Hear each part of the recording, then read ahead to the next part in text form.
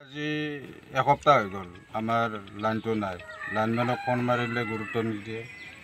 আগাবেলা যাম, ভাটিবেলা যাম তেনেকৈ কৈ থাকে। আমাৰ ইয়াত আপোনালোকে দেখা পালে শ বিঘা ধানৰ খেতি আৰু অন্যান্য বেলেগ বেলেগ খেতি আছে।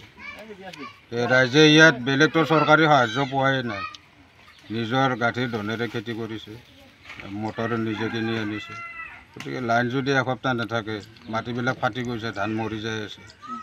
গতিকে চৰকাৰক অনুৰোধ জনালোঁ যে লাইনটো অতি শীঘ্ৰে যেন ঠিক কৰি দিয়ে।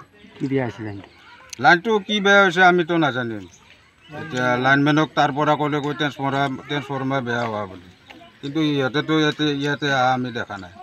চৰকাৰী মেচিন নাই ইয়াত, নিজে মটৰ আমি নিজে কিনিছোঁ, মিটাৰ লৈছোঁ। আপোনালোকে চৰকাৰে বাকী চৰকাৰী বস্তু একো নাই। আমি এতিয়া কি বিচাৰে? লাইনটো আমাক ঠিক কৰি দিব লাগে। ধানবিলাক মৰি যাই আছে আৰু বেলেগ বেলেগ খেতিবিলাক নষ্ট হৈ যাই আছে।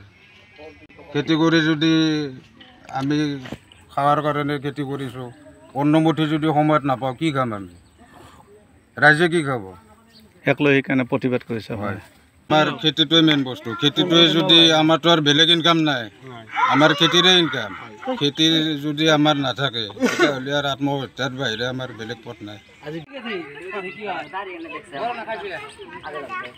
নিৰাপত্তা দিব লাগে, লাইনৰ ট্ৰান্সফাৰ বদলাই দিব লাগে, ট্ৰান্সফাৰ আমাক ঠিক কৰিব লাগে। বিদ্যুৎ বিভাগ হাই হাই হাই হাই, এপিডিচিএল হাই হাই।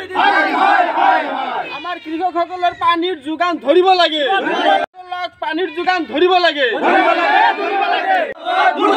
এনেকুৱা লাইনমেন আমাৰ নালাগে, এনেকুৱা লাইনমেন আমাৰ নালাগে।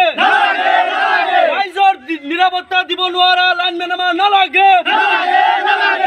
মানে আমাৰ ইয়াতে আজি লাইন আজি নহয়, মোটামুটি আজি এসপ্তাহৰ বেছিয়ে হ'ল লাইনটো মানে দিগদাৰ পাই আছোঁ। দিগদাৰ মানে লাইন নাই, অলৰেডি লাইন নাই। আজি আমি 8 বছৰ হ'ল আমাৰ এই জেগাত মানে লাইন দিছে। আমি 8 বছৰ ধৰি আমি লাইনৰ বিল ভৰি আছোঁ, আমি লাইন ব্যৱহাৰ কৰি আছোঁ। কিন্তু মাজে মাজে মানে এনেকুৱা প্ৰব্লেমত পৰি যাওঁ আমি। মানে আপোনালোকে গমেই পায়, বৰ্তমান গৰমৰ ছিজন। তো গৰমত আমি আমাৰ পৰিয়াল লৈ আমি দুখীয়া মানুহ, আমাৰতো এচি চেচি সেইবিলাক কণ্ডিশ্যন নাই আমাৰ। তো গতিকে আমি ফেনৰ ভৰসাত অলপ থাকোঁ যে লাইনটো আহিলে আমাৰ সৰু সৰু ল'ৰা ছোৱালীবিলাক অলপ শান্তি পাব, আমি অলপ শান্তি থাকিব পাৰিম।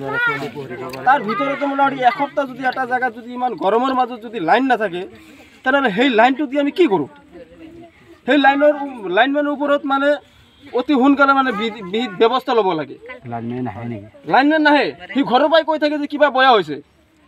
আজি আমি যোৱাকালি ফোন কৰিছিলোঁ, তাৰ আগৰ দিনা ফোন কৰিছিলোঁ, আমি মানে লাগালাগি ফোন কৰিয়ে আছোঁ। সি আহি আছে, সি কেৱল কৈ থাকে মই যাই আছোঁ, মই ঠিক কৰি দি আছোঁ। কিন্তু এতিয়া গ'লে সি ইয়াত মানে আহি উপস্থিত হ'ব পৰা নাই। সি ঘৰৰ পৰাই মৃণাল বুলি তাৰ নামটো। আচ্ছা, সি ঘৰৰ পৰাই কৈ থাকে যে নাই লাইনৰ কিবা প্ৰব্লেম হৈছে। কি প্ৰব্লেম হৈছে? ইয়াৰ আগতে কিবা প্ৰব্লেম হৈছে, মানে প্ৰব্লেম হোৱা মানে তাৰ মেইন কণ্ডিশ্যনটো হ'ল প্ৰব্লেম হ'ব লাগে আৰু তাৰ টকা খাব লাগে। আমি 3-4 বাৰ ইয়াৰ আগতো মানে আমি এনেকুৱা মানে ফেচ কৰিব লগা হৈছে।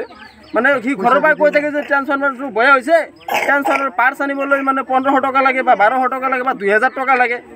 আমি সাধাৰণ মানুহ, আমিতো সিমান নাজানো। পইচাটো আমি ৰাইজে ঘৰে ঘৰে 50 টকা, 100 টকা, 200 টকা, 500 টকা এনেকৈ ধৰি তুলি কিনে আমাক আমি 4-5 বাৰমান লাইন ঠিক কৰিলোঁ। এই মৃণালক। মৃণাল কি কাম কৰে? মৃণাল লাইনমেন। সি পইচা পাতি লৈ কিনে লাইন ঠিক কৰে। এটা সাধাৰণ যদি ভিউজো যায়, সি পইচা লয়। তাৰমানে সেই পইচা দিলেহে সি আহে, নহ'লে নাহে। তাৰমানে সি এনেকুৱা লাইনমেন আমি কি ভৰসাত ৰাখিম কওকচোন? হৈছে এইটো লাইনমেনৰ গাফিলতিৰ কাৰণে নষ্ট হৈছে। এইটো লাইনমেন যদি সময়মতে লাইনটো দিলাক হয়, আমাৰ খেতি পথাৰগিলা ভালেই থাকিল হয়। আমি একমুঠা চাউল বা ধান হ'লেও খাব পাৰিলোঁ হয় সময়মতে। তো খেতি বাতি যদি আমাৰ নষ্ট হয়, মানে এই বিষয়ত মানে আমি লগনে থাকিব লাগিব। এনে উচ্চ তদন্ত মানে এইটো মানে এটা মানে সোনকালে এটা ব্যৱস্থা ল'ব লাগে, লাইনমেনৰ ওপৰত ব্যৱস্থা ল'ব লাগে, আৰু আমাৰ ট্ৰান্সফৰ্মাৰটো সোনকালে ভাল হ'ব লাগে, এই আমি কামনা।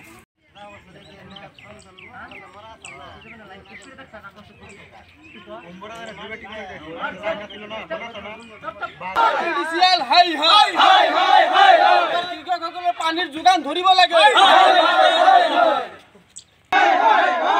অফিচিয়েল হাই হাই হাই হাই